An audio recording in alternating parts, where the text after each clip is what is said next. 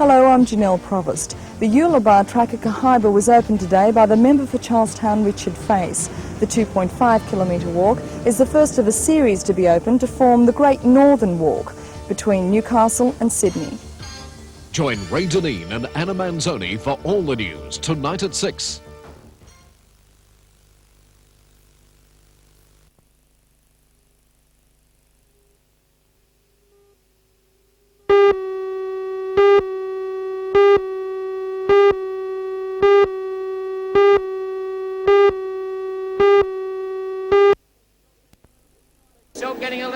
Special features of the weekend racing will be the solos and sidecars on Saturday night, together with the UFO sprints and the Super Sedan Speed Up into second place moves Johnny Pine, not quite yet though. Girdleston hanging onto the high line. A very, very good battle here for second, but Pine through in the second spot. And he'll set sail now for Bob Rule, though Girdleston is right at his tail and really having a go at Johnny.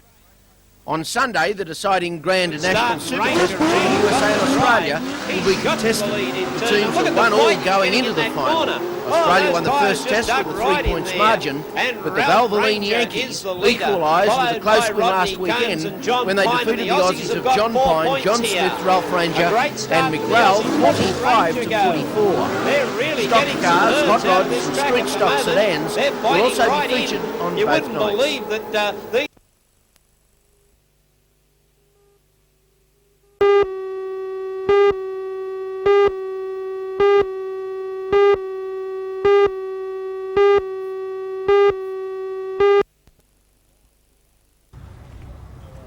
From now until March, Hunter Valley vignerons will be busy harvesting this year's vintage. Today, Wyndham Estates Managing Director and Chief Winemaker Brian McGuigan officially launched the 1987 harvest at his company's Peculbin Vineyards, Hermitage Estate. Last week, Brian McGuigan was named New South Wales Winemaker of the Year. He's also just returned from Sweden, where he secured a major wine export deal. And he's confident this year's vintage has the potential to be among the best. The quality looks terrific.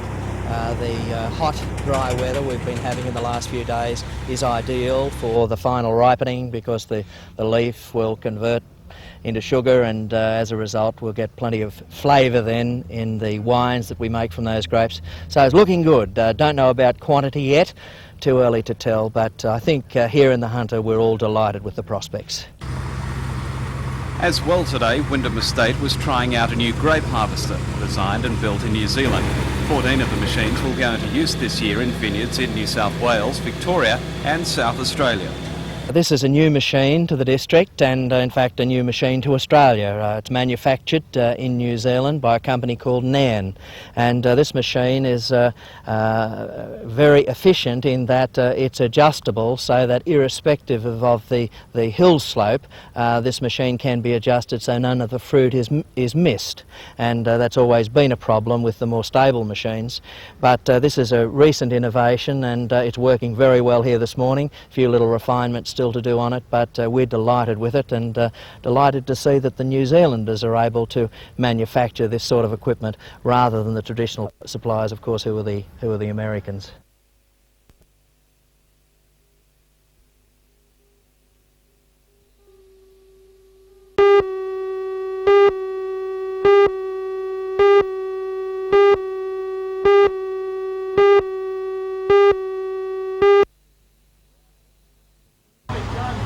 It was a nerve-wracking day for the engineers and workers who have spent the last 14 months planning for Singleton's new centrepiece, an 8-metre high sundial. 3 cranes were used to lift the huge gnomon in place. The dial measures 14 metres in diameter and 2.5 kilometres of reinforced concrete has been used. Some of the town's original sandstone has been placed around the dial, adding a little more history. As part of the bicentennial project for Singleton, more than $450,000 will go towards the beautification project of the parks at Rose Point, which includes the planting of 2,000 native trees, cycle and walkways. But the main feature will be the town's gigantic timepiece, valued at well over $70,000, and it's a gift from nearby Leamington Mines. With the project since the very start, just how much research has gone into it? To ensure the dial's accuracy. It took us some 4 or 5 months to come up with a successful design for the gnomon. The first 2 or 3 that we designed up were not practical to build and would have been rather dangerous if they were stood up in the public. So we went back to the drawing board and finally come up with this design. What's going to happen with daylight saving? How will that affect the accuracy of the time? I'm afraid everyone will just have to subtract 1. It will take another month's work before the gigantic sundial is finished and ready for use. And when completed, the Singleton Shire Council hopes the 30-tonne monument will boost the tourism in this area.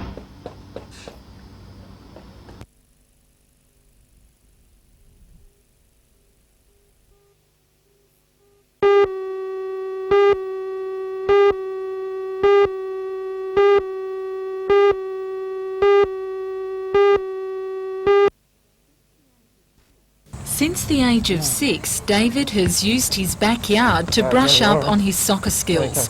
And on the weekend, he was putting in one last training session before flying out to England.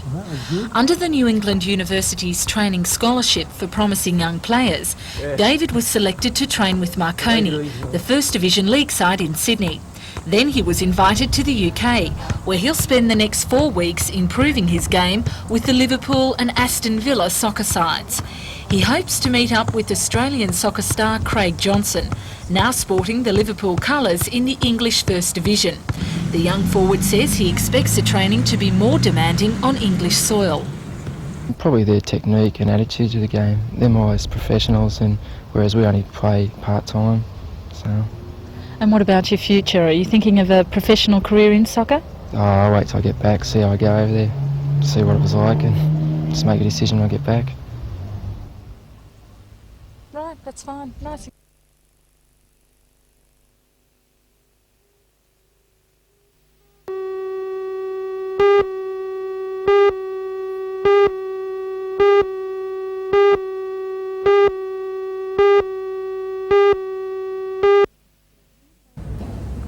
Since opening its doors and service in 1984, the Hunter and Lower North Coast Tourist Authority has played a coordinating role to the 14 local councils it represents.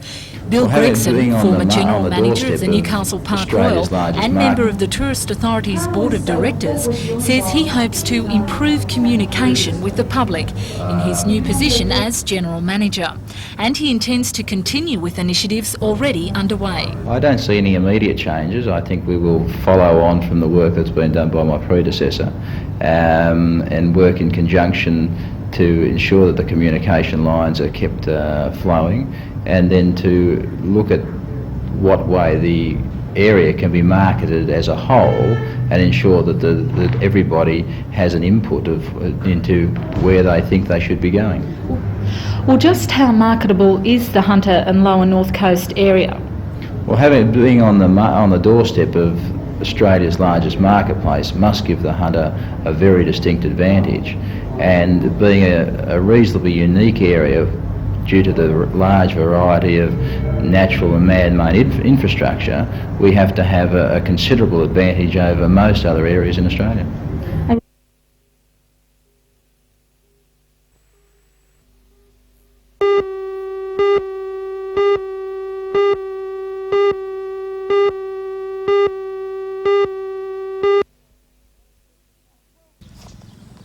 A 12-year-old Abermain girl was riding her bike along Armidale Street, Abermain, yesterday afternoon and was just approaching this intersection when a car screeched to a halt.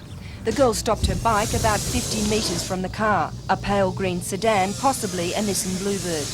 According to police, the driver got out of the car carrying a rifle, like this one. He then aimed it directly at the girl. She then turned around on a bike and rode to a friend's house nearby, which happened to be a safety house, where she sought refuge from him. The person in the car got back into the car and followed her around into that street and then sped off down the road. Are you taking this seriously? We certainly are. We've circulated the description of the person in the vehicle and the vehicle, both locally and around Newcastle. And we're hoping that we get some feedback in relation to the car or to the driver. According to the owner of the safety house, Gary Hanlon, the girl did not say anything about the incident as she took refuge in his backyard. But he said this was not surprising as she is a very quiet person. I know the girl pretty well and she don't show anything, and just give her a drink, and she went next door and she went home.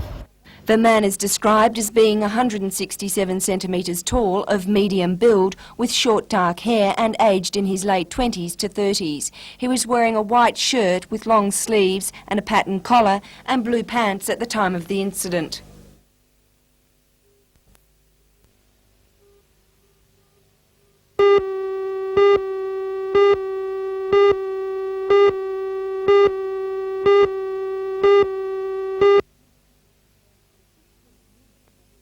The 16 units will be a godsend to the hundreds of country patients who need treatment for cancer at the Mater.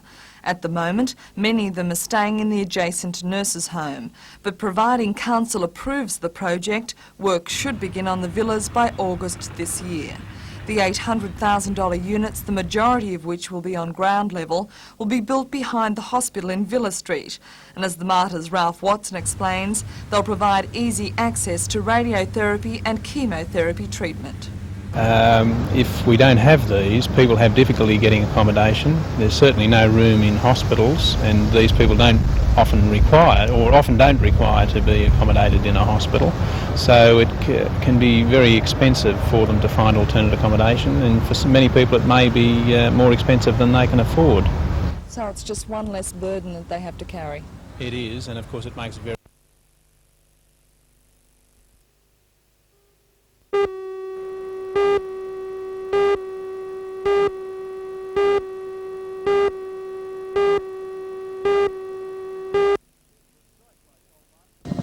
The strike by coal miners has been brewing for several weeks. It's the result of a standoff between the mining unions and the employers group, the Australian Coal Association.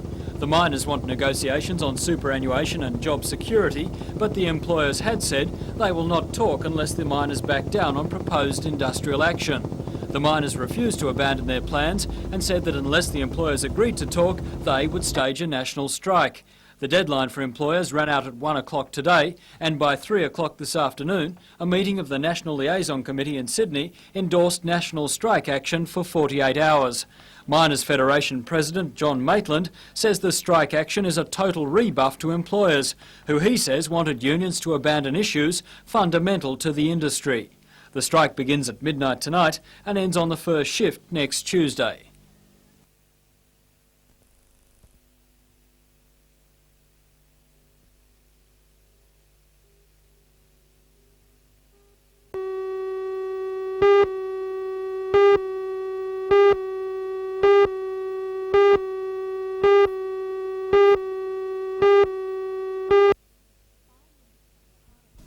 Fire units from Cardiff and Wingdale began fighting the blaze in the Burwood Reserve early this afternoon. But with strong northeasterly winds, the Hamilton Brigade was also called in to assist. Meanwhile, the Charlestown unit was fighting a separate blaze further north of the reserve. The Morris family living in 1 Frith Street, Cahaiba, left their home when they were told that their house lay in the direct path of the fire. In an attempt to contain the blaze, firemen doused nearby vegetation, while the Morrises hosed down their house and gutters.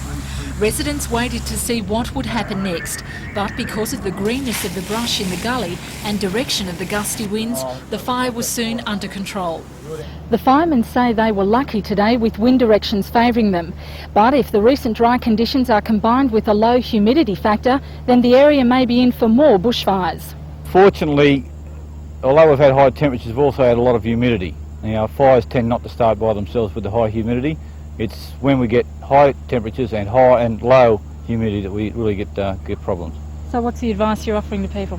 Well, the advice is always that report all fires, call 000, and there'll be always somebody to answer it. All calls go through the headquarters, and to take reasonable precautions when they're out in the bush.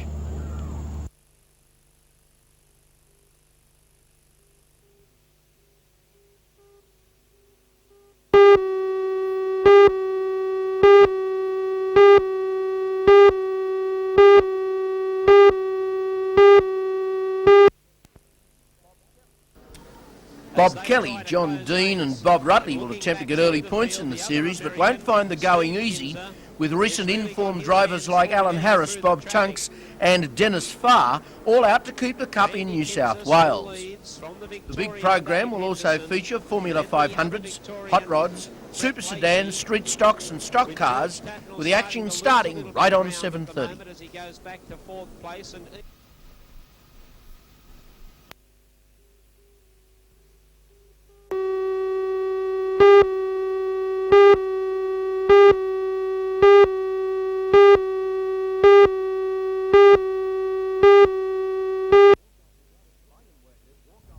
Mining workers walked off the job at midnight in Queensland, New South Wales and Tasmania over claims that employers refused to negotiate on superannuation and job security. Mr Duncan said in his summary that there's no reason for employers at present to discuss anything and that it's wrong for the workers to be on strike. The chairman warned unions that they are in danger of losing ground gained in June last year when they were promised improved conditions and talks on super in return for industrial peace. Employers demand no strikes, elimination of the 42-hour work to rule in Queensland, book closures be eliminated and an undertaking from the National Liaison Committee that it will follow established dispute settling procedures. Unions, on the other hand, blame the employers for forcing the strike.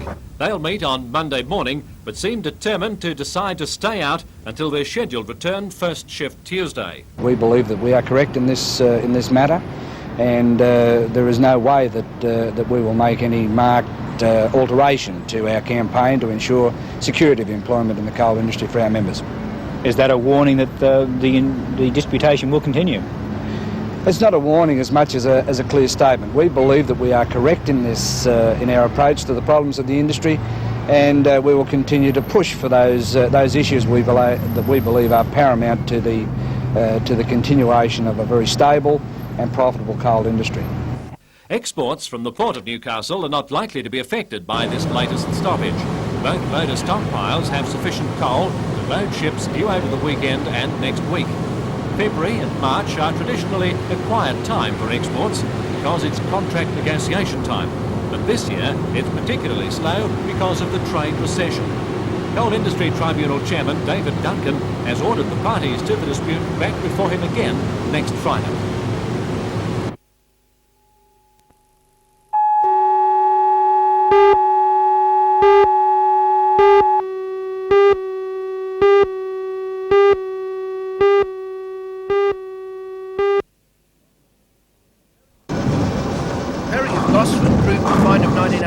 In capturing the title. However, he is up against a top-class field which include leading players from New South Wales, Queensland and Victoria. Heading that list of contenders is present state champion Fred Alsop, 4 times Australian representative Chris Batson and ex-New South Welshman Tony Roderick.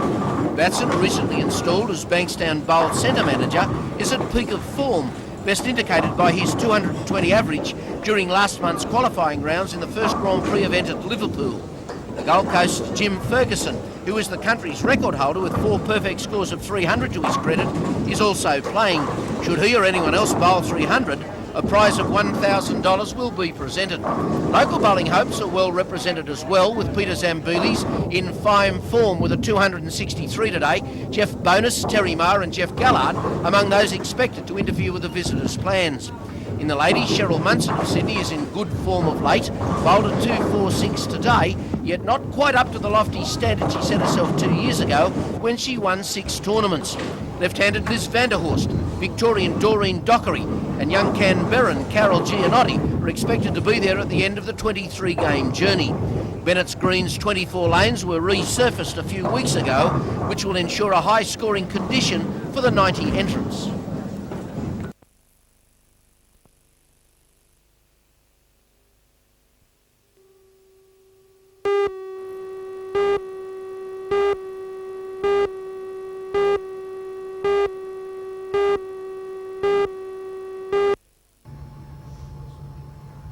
For some time, the company has struggled with a balance book written in red, which strangled the service it was able to offer the public.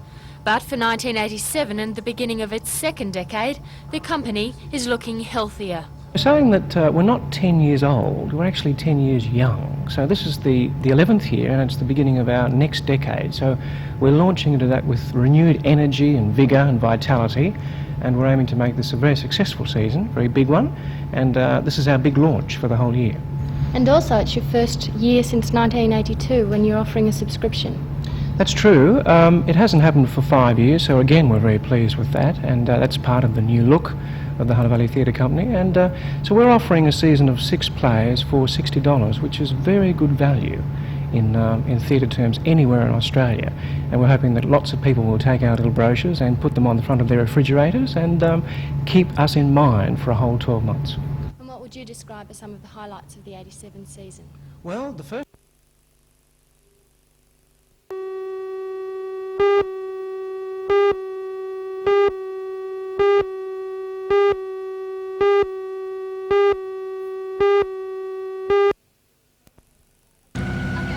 A thick smoke haze clouded Wallsend and surrounding suburbs this afternoon.